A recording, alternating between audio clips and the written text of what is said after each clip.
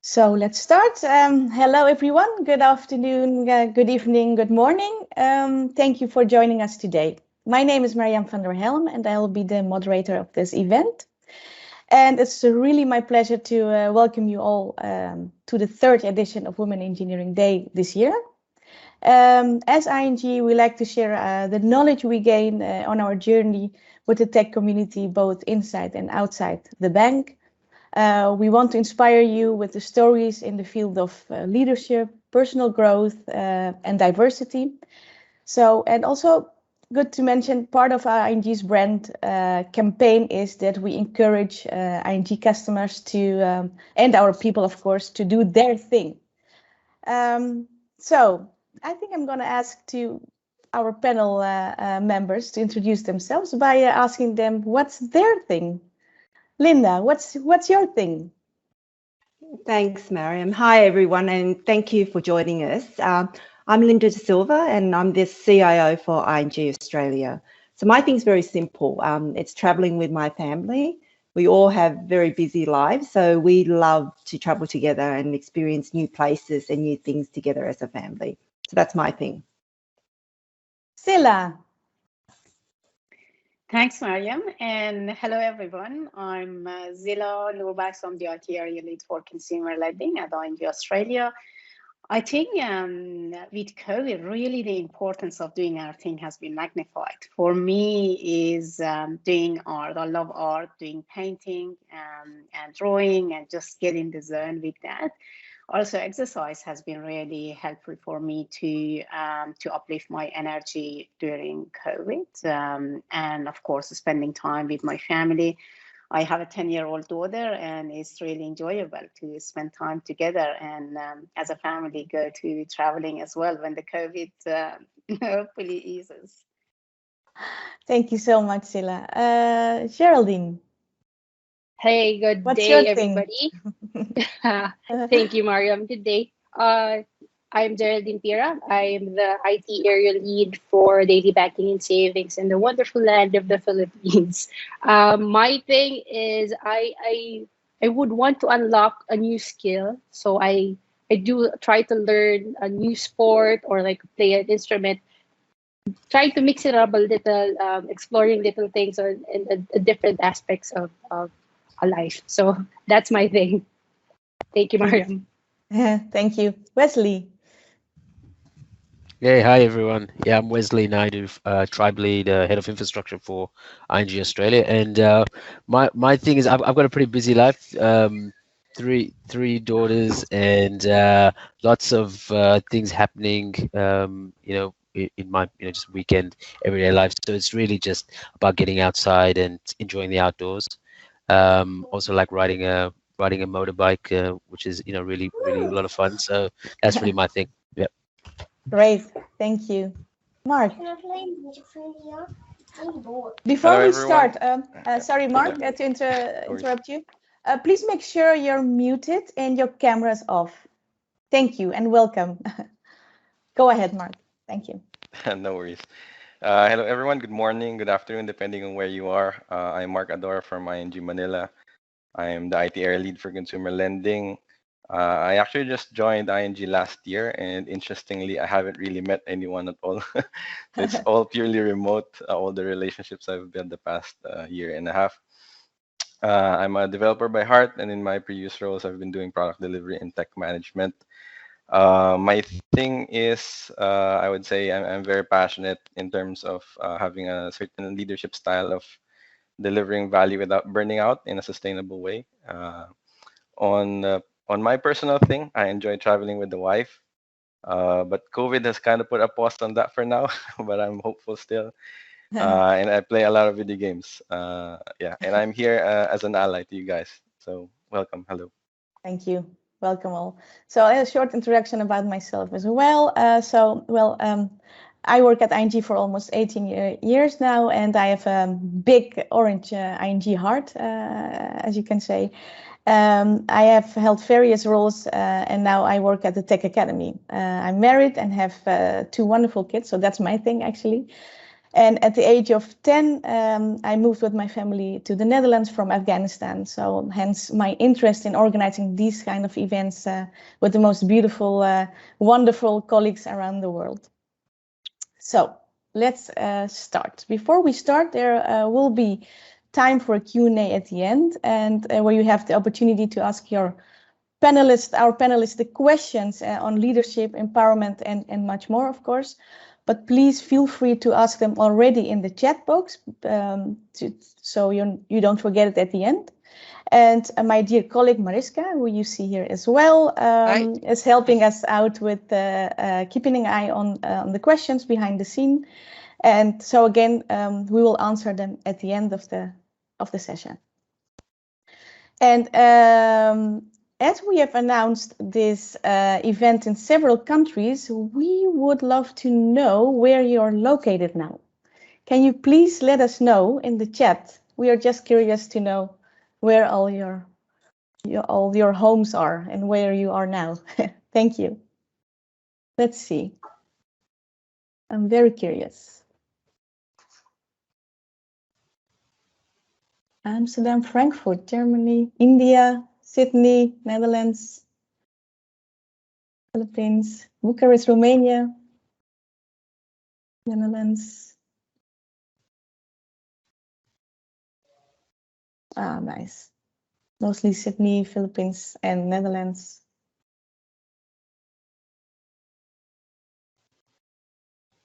Thank you so much for sharing. Good to know.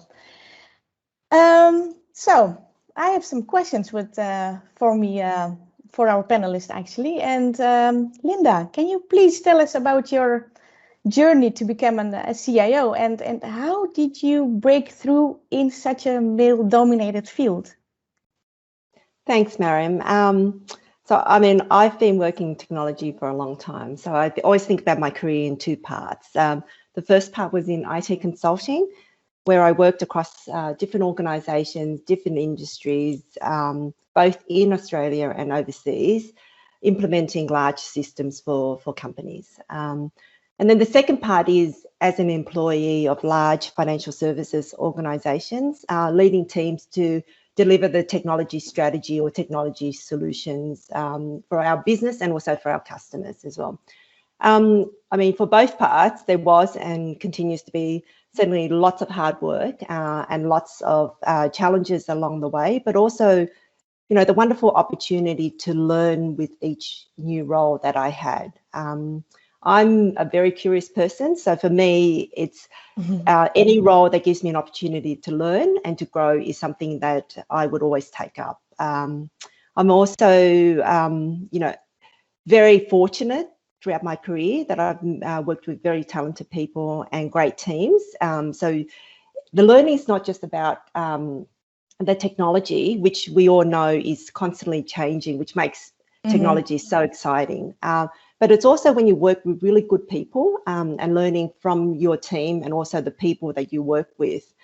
I think the other thing I'd say is I've been quite lucky to work with people who have believed in me, who've coached and mentored and created opportunities for me to take on roles, even when I was not probably 100% ready for these roles. But it was those opportunities that gave me new challenges to grow and develop myself. So I do feel very fortunate to work with so many amazing people. And I think it's these experiences that have allowed me to progress my career.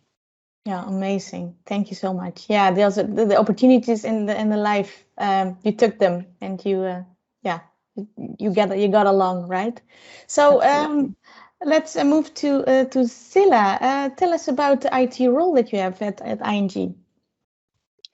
Sure. I start with saying that I've been always inspired by how Linda describes the IT area lead role as being the CIO of your tribe. I think this is a very powerful description on this role, giving it full autonomy of having end-to-end accountability across both BAU operations and project delivery of our tribe.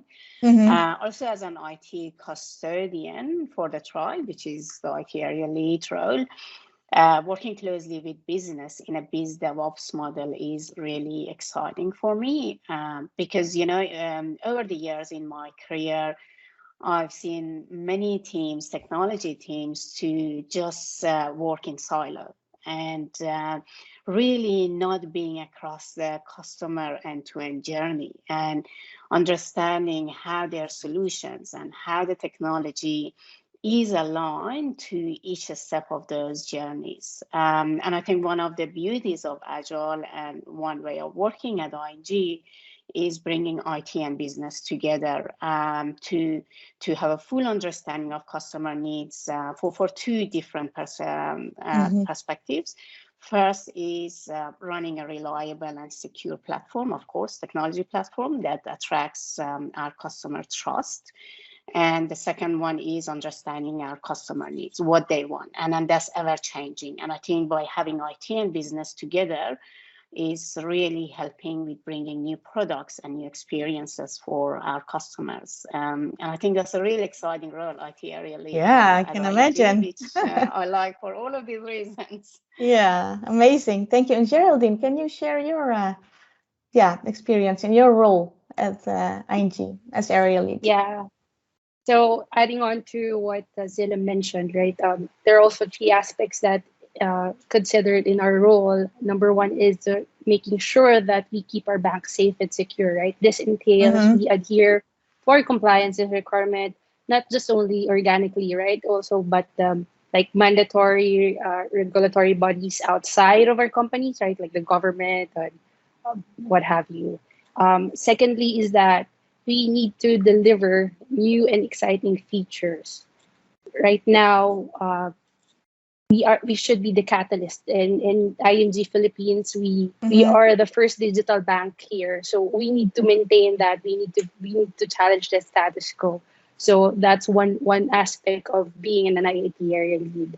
And definitely, last but definitely not the least, is grow with our people, right? We need to continuously look for opportunities, upskill them, give them what they need to explore, be creative. So and all those three aspects, balancing it out, it's also it's not that difficult, but it's a bit challenging. You're making sure that everything is in place. So yeah, that's it, Mariam. Nice. Thank you so much. And Zilla, how is ING Australia actually attracting more females into tech? Can you tell us about that a little bit more? Oh, you're on mute, Zilla. Absolutely. Don't worry. At ING Australia, we started our journey to have a dedicated focus on women in technology about a year ago. We launched a community named Sparks. And for the audience, probably they ask why Sparks, why you named it Sparks. So I'll just elaborate on that a bit. Spark is anything that activates or stimulates, and we think that that word perfectly describes the purpose of this community, which is about inspiring the positive change and bringing more females into ING Australia in technology roles. Our vision at the Sparks is to make ING an employer of choice for women in technology, and we have set ourselves very ambitious goals as well to get to 40% women in technology across ING Australia. We currently sit at 27%. Oh, wow. And we want to get to 30% for leadership roles, which we sit at 24% now. And we are looking at reaching these goals by 2023. I want to just elaborate on some of the activities that we do at the Sparks. There's a lot of them. I'll just touch base on some of them. We have three pillars that our activities are aligned to, which are attraction, selection, and development. For the attraction and selection ones, we remove the gender bias wording and descriptions from our tech job adverts, working closely with HR on that. We always involve female interviewers as well. In each interview, there should be at least one female as part of the hiring panel. And it is challenging, to be honest. And because of that, we are providing trainings as well to bring more female interviewers at ING. As part of this attraction, we also work with some communities at Australia, for example, Girl Geeks, and they have a wide audience, and we tap into their audience for bringing more females into our technology roles and running some recruitment events with them. Just on development pillar as well, the development pillar is more around what we do for ING employees, how we develop our people within ING. And in that one, we have mentoring program. We have cohorts that we run every 6 months, 10 to 15 mentors being matched to 10, 15 mentees. Amazing. And Linda is actually one of our mentors, which is really great. We also have a club named Toastmasters Club. And for people who don't know what it is, it's a club that helps people with public speaking. And we know that it is a challenge for many of us. That club is running for both females and males across ING Australia. Nice. And we got very good feedback from the participants on how they feel more confident now in their everyday interactions and presentations. The other thing that we do is partnership with Australian universities. One of them is UTS. And as part of that partnership, we work with the female students in those universities, helping them with mentoring. We have 5 mentors at ING Australia working with female students at UTS, and providing some development workshops for them. Something that we wanted to do this year, but it didn't happen because of COVID, was even going to schools, and tapping into younger age females and just demystify technology for them and inspire them for STEM subjects. And really hoping next year in 2022, we can kick off that one, because that is really amazing to do that at younger age. And last but not least, there is a lot happening at Sparks, and Sparks members, they just do all of these above and beyond their daily job. Nice. So just want to take this opportunity and say a big thank you to everyone who's been helping us to get to this point and across all of these activities. Very nice, amazing steps initiatives you take to move forward, to bring the change. Thank you so much. Zilla, how is this in Philippines? Geraldine. I mean, attracting more females into tech. Yeah, that's a very good program, Zilla. Probably we can do more collaboration as well with the Sparks. So in the Philippines, Mariam, right? What we do is that in any recruitment day or any roadshow, as well as like Super Day, women are very well represented, right? This results to like 30 or 40% of our applicants that are women. And we see that to date right now. That's high? 30? Yes. Oh, yeah, wow. That's really so high. To date, right, we are pushing to be at a 30% ratio in terms of our women population in our IT engineering organization here in the Philippines, right? So it's a very good number in terms of really encouraging women and being part of tech. So on the flip side as well, we also send our female employees to be part of the speaker in terms of women in technology, and we provide sponsorship to them and being in the women in the engineering organizations. And it's a very good segue right now, like given the pandemic, that's very limited to move around, move outside, do these road shows, right? Given this pandemic, it's very good that we have this venue in talking about how we thrive in terms of how women do in technology. So this virtual event is also a catalyst for that. Really nice initiatives. Thank you so much. Really makes me happy to hear. So so nice to share this this with us as well. And I'm now shifting to Wes and Mark to hear from their perspective. And Wes, how do you encourage females in tech? Yeah, so I guess a big part of I think what Zillow was talking about in terms of Sparks and what we do in Australia is really around, trying to attract female talent in, and Australia hasn't got a big population, right? So, being really proactive in, with your network to try to attract females into key roles is something that you actually have to really be on the front foot. So really using your network to try to attract people into ING, but into these roles. It's also demystifying some of these technology roles as well. There's a lot of non-engineering roles in technology that that make up the whole life cycle of technology, the whole business of technology. So, it's not just about writing code.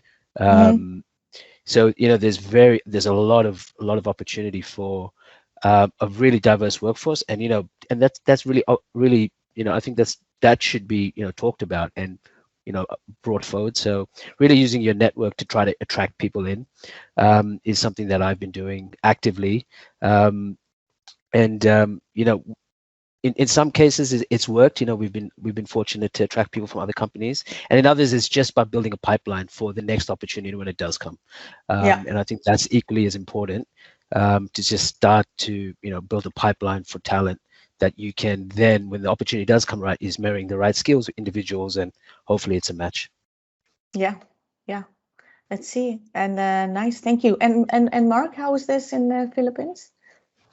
Yeah, very interesting question, and actually very broad, to be honest. So for me, maybe I'd like to answer this by sharing 3 things that I usually do to encourage current women in tech. I think currently in Manila we have a fairly sizable number of tech engineers. So I think the key is to be able to encourage them to be able to grow.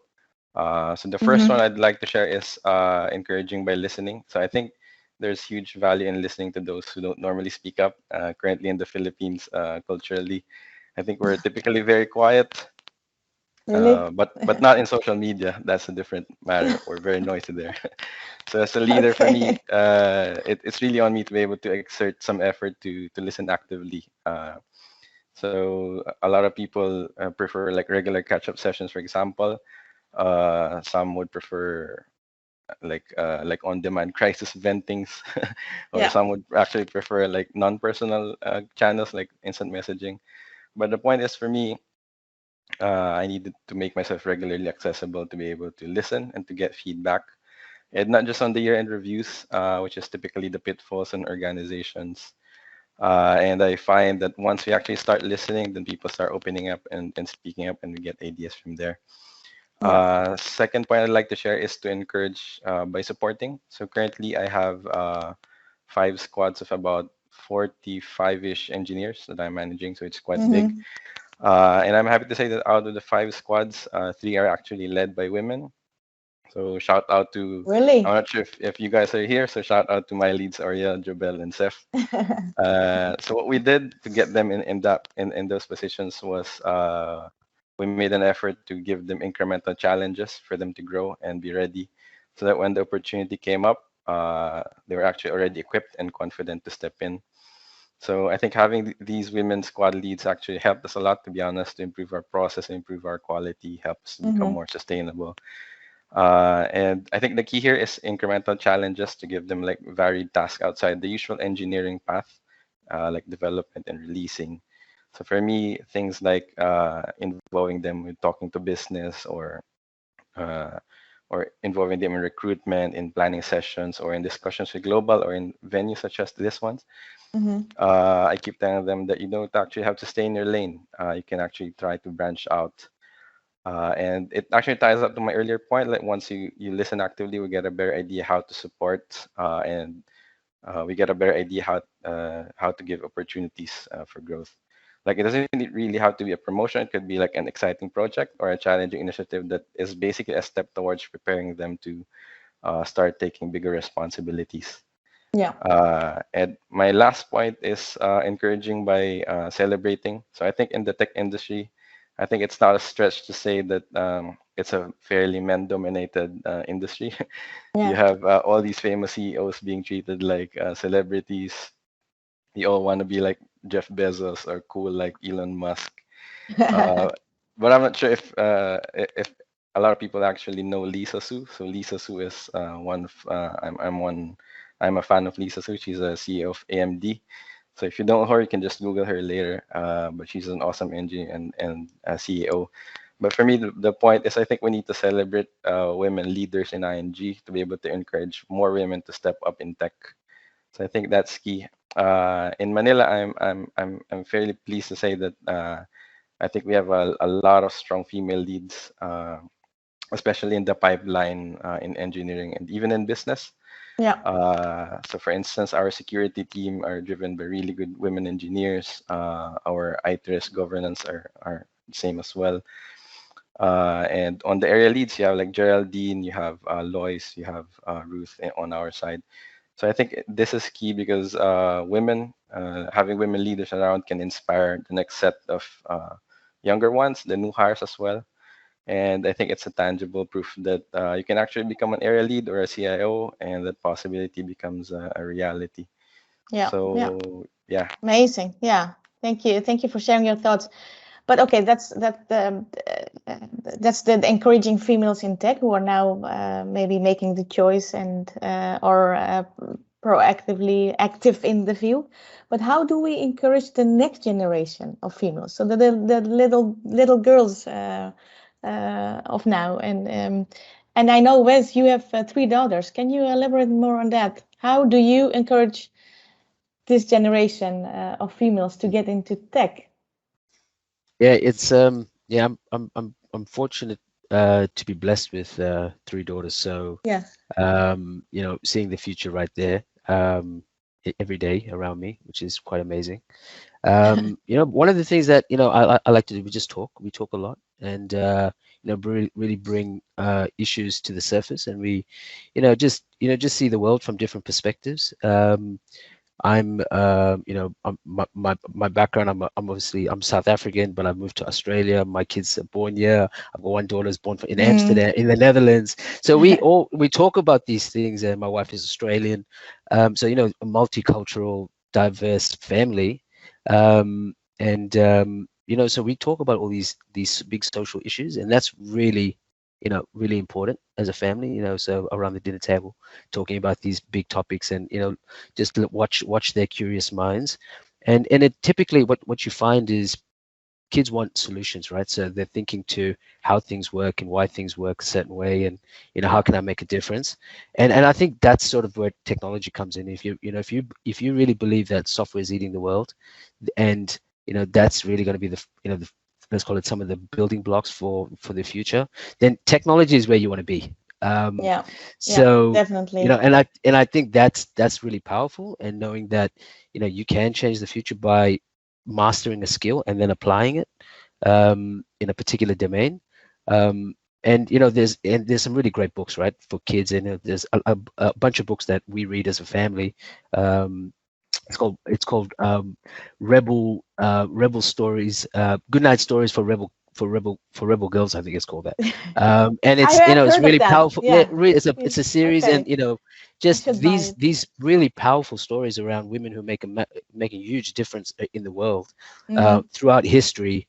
And back to, I think, what Mark was talking about around, you know, showing that, you know, opportunity exists, and nothing's really that far away from, you know, reality. You know, for them as children, there is no glass ceiling, there's no barriers, there's no nothing, right? So I like them to operate that way, to, you know, to not see the world through barriers, and just like every opportunity is theirs, you just got to go for it. And I think that's sort of no boundaries, how you encourage, and that's how you encourage the next generation. Yeah, amazing. Thank you. Mark, would you like to share some of your thoughts about how to encourage the next generation? How you do that? How would you recommend? I don't have kids yet, so I'm gonna have to rely on Wes. But just theoretically, I think having stories is powerful. having stories of women to look up to is a good start. I think when you have like when you're a kid, right, you always like look up to like idols or some people that you look up to. It could be, I don't know, someone you see on TV. So I think the more role models we have on tech, the more stories we share to the next generation, the more we can encourage them to actually realize that this is a feasible path for you, that this is a future, and it's not really just designed for guys to be successful at, but this is open for everyone, that there's really no barrier to this if you want to come in. Yeah, correct. Yeah. Thank you. Zilla, moving to Zilla. We heard that you're moving to a global role, which is amazing. Tell us about it and what led you to this opportunity. Very curious. Yeah, definitely. You heard it right. Yeah.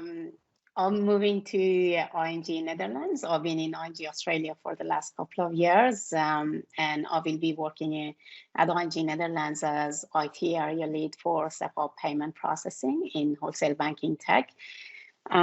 It's an amazing opportunity in a fantastic team, and my family and I, we are really looking forward to our new life in Amsterdam, and I'm gonna get a lot of tips from Wes on that. Can't wait to meet you in person, by the way, to welcome you. Absolutely. Yeah, we will do that. Yeah. Definitely, and I guess getting back to ING and global roles, one of the amazing aspects of ING is that it's a global bank and operating in more than 40 countries, which really provides everyone with these sorts of opportunities. And for me, it was in my development plan to get exposure to a global role and broaden my horizon. And I think the leadership team at Australia, I've been really lucky to get the support of everyone, from Linda to my direct manager. Everyone has been really supportive on this. And I think one thing that really helps with this is first having a development plan and then being clear as in what we want to do and where we want to develop. So yeah, that's my story. Thank you. Really nice. Can't wait to meet you. Moving to Manila, Geraldine and Mark, and what opportunities do you provide to females? If you hear the story of Zilla now, Geraldine, can you elaborate more on that? Yeah, sure. I want to answer that question to the lines of what are we doing to prepare them for the opportunities, right? One program that we have, and this is a very good one, that has been created by our very own CIO Ben Isa, right? He created a master class wherein it's executed in a series of classes that is being done by our IT management team. There are 12 leadership traits that would help everybody, not just like the female talent pool, but everybody that shows great potential in being successful. It helps us to be successful in not just our career here, like in life. So it's a broad perspective. It's a very good program, and very well executed by our management team, right? That helps us like for opportunities to be prepared for the opportunities that comes in. Next is our Lioness PH has like this diversity and inclusion program wherein there's a mentor mentee program that's specifically for women. And most of our management team or like Mark and I are also invited sometimes to speak up in that talks, right? And do the mentorship program as well. So, and Mark touched it a little bit, and then a little bit like where in his squad leads are majority are women, right? And I should say the same for my group, wherein 4 out of 5 are women with squad leads. So that says a lot of how women are in there, and then being given the equal opportunity as men. And so yeah, that's it. Thank you. Mark, would you like to add anything? Yeah, maybe just to to add what to Geraldine mentioned. Yeah. Yeah, I think Jeff pretty much covered it, but maybe just to add, I think starting this year, we've also started doing a more structured succession planning. So that way we actually have a clear pipeline of leaders, incoming leaders. So during this process, we've identified, well, actually a lot of women in the pipeline, which is good. So that actually we have time to prepare them to take over our current duties in the future. And additionally, also we've been having lots of new global initiatives coming from different ING countries. So we have a lot of incoming projects, probably from different areas, including yours as well, maybe. So a lot of exciting projects on different stacks give opportunities to a lot of women to be able to step up on the engineering side and possibly on the squad leadership as well. Amazing. Thank you so much. Linda, what is the advantage of having more females in technology? We know it, but can you please share from your perspective to us? Yes. Sure. Thanks, Mariam. Can I just say it's great listening to all of you guys talk about all the initiatives and the ideas to encourage more females in technology. I'm really enjoying listening to it. And Zila is, I'd like to think that's, Zila's role, because one of the things we focused on in Sparks was not just getting more female talent in, but also progressing their career and developing their career. And so, I feel very proud of Zila and the work that she's done for Sparks, but also seeing her progress her career in the Netherlands as well. So, so huge congratulations to Zila there. So if we go back to the question around the advantage of having more females in technology, I mean, we all know diversity is just good for business, right? There's been plenty of research which shows that, diversity just makes good business sense, and companies that have a diverse workforce are more successful. I'm really a big believer in diversity of thought. So, I believe that the more diverse your team is, it will always lead to better ideas, better solutions, and better outcomes for our customers. One of the things I really enjoy a lot is when you've got a complex or a challenging problem and you bring people together from different backgrounds, different gender background and industry experience, and you just watch people collaborate and come up with ideas and different ways of thinking, and it always generates a great result. So, that's probably one of the things I really enjoy, having a diverse team and just seeing what results are delivered from it. The other thing is, a number of people have touched on, technology is so critical to businesses today. And in Australia, we have a shortage of technologists. We've got a shortage of technologists, we've got a shortage of engineers. So it just makes sense to encourage more and more females into the technologies. The female makes up 50% of our population. So what you want is to encourage more and more people in technology to pursue and develop their careers in technologies. I mean, it's so critical.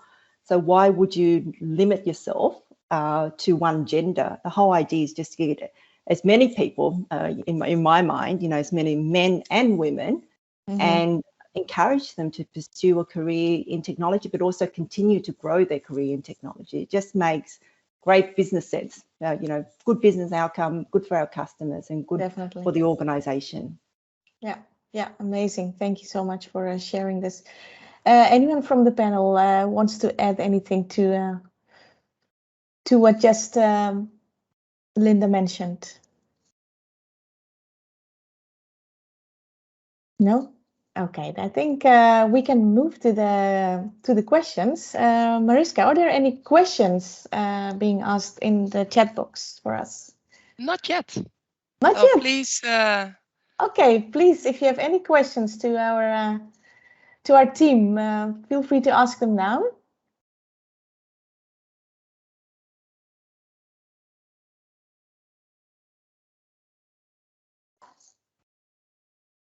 Few seconds.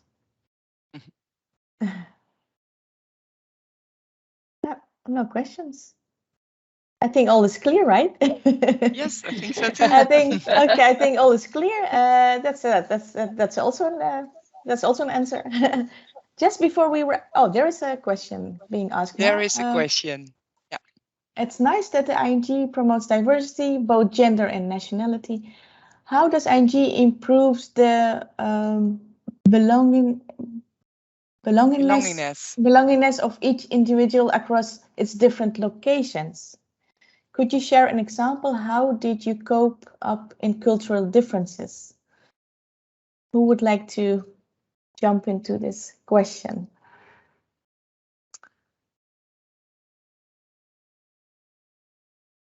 I can probably provide my view on that.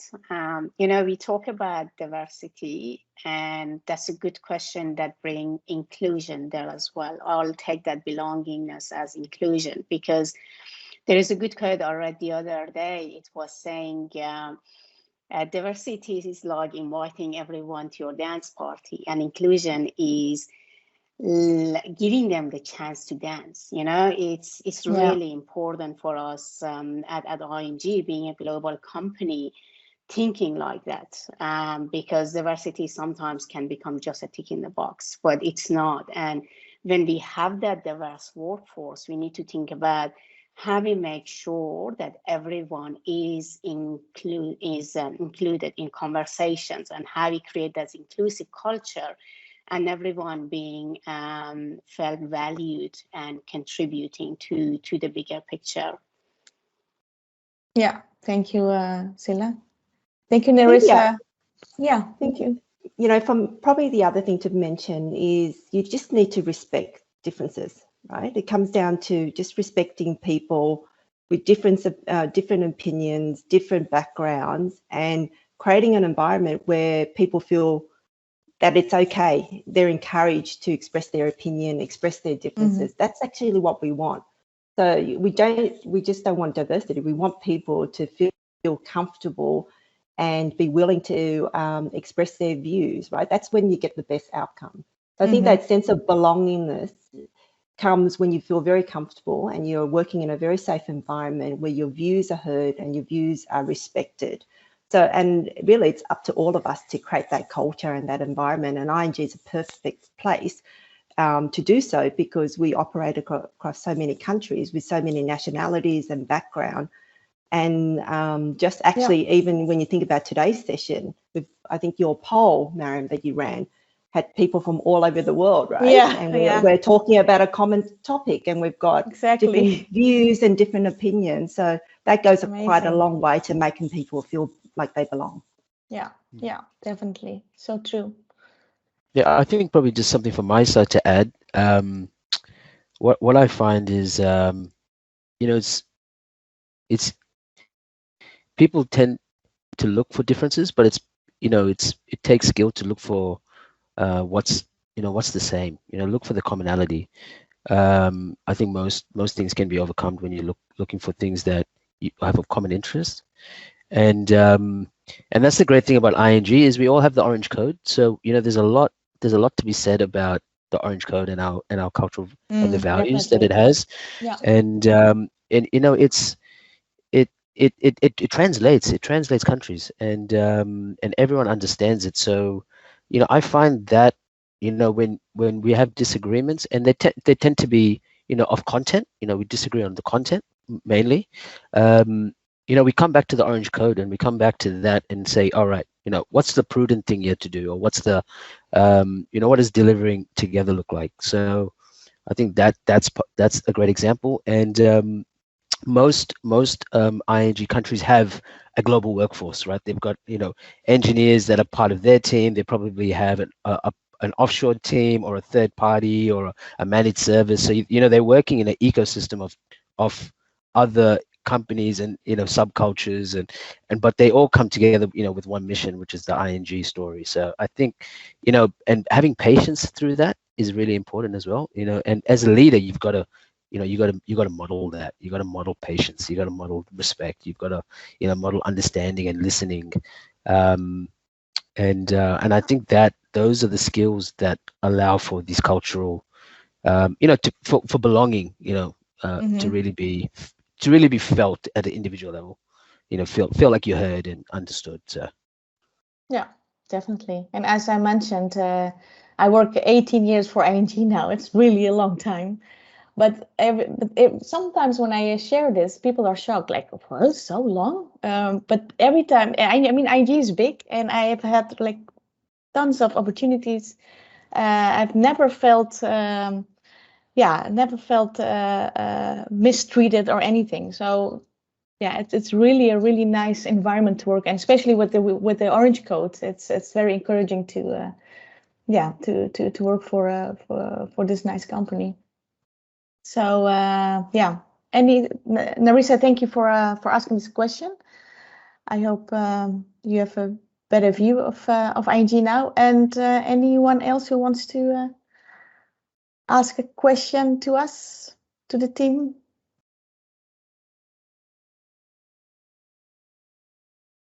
No questions. Okay, just before we wrap up, dear panelists, I want to ask you a question. Do you have any takeaways from today's session? What's one word you want to leave our audience with? Geraldine, go ahead. Do you have anything Sure. to give to the audience?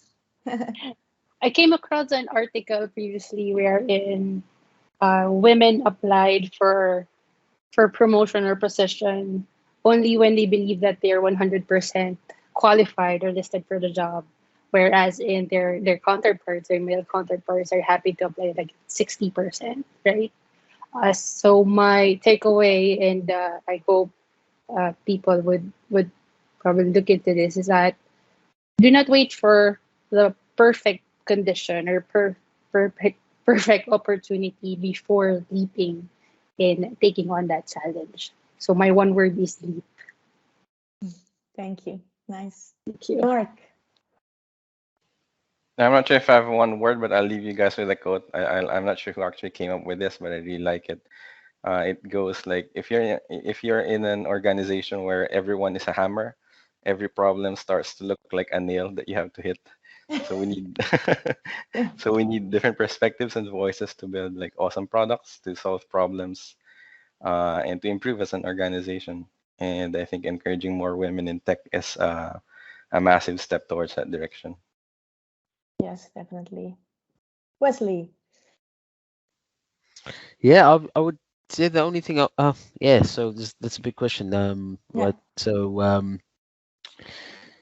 Yeah, I would say, look, if you want to really make it, like Steve Jobs says, make a dent in the universe. I think you need to be in technology. So I encourage. I think this is the space. This is the place you want to be.